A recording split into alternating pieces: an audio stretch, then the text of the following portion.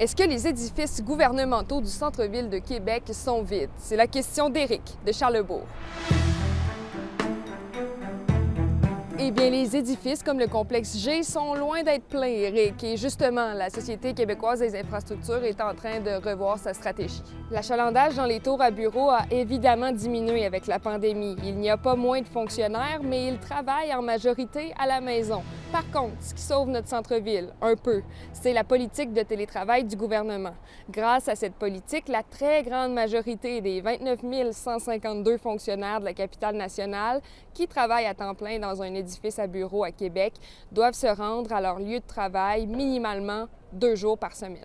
Et je dis que ça sauve notre centre-ville, mais pas vraiment, parce que l'absence de milliers de fonctionnaires ici, bien, ça continue à faire mal aux commerçants dans le secteur, comme ceux de la Grande Allée qui affirment n'avoir jamais retrouvé les mêmes revenus d'avant la pandémie, notamment à l'heure du dîner.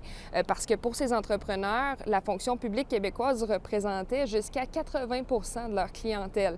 Ce pourcentage a chuté de façon radicale, mais difficile à évaluer vu la nouvelle réalité du télétravail en présentiel 2 jours par semaine. Ceci dit, le parc immobilier du gouvernement est grand. La SQI gère 767 100 mètres carrés d'espace de bureaux dans la région de Québec. Là-dessus, beaucoup d'étages sont vides et les édifices sont trop grands pour la nouvelle réalité.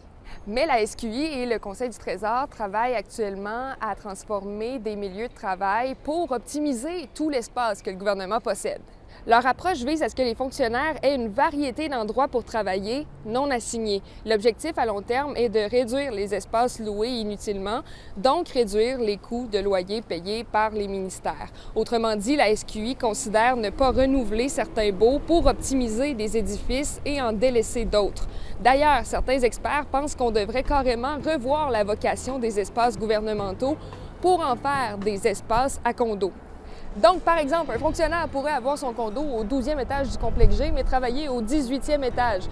Mais ça, c'est pas pour tout de suite. Quoique, ça devient une option de plus en plus plausible si la SQI cesse de renouveler certains baux au cours des prochaines années.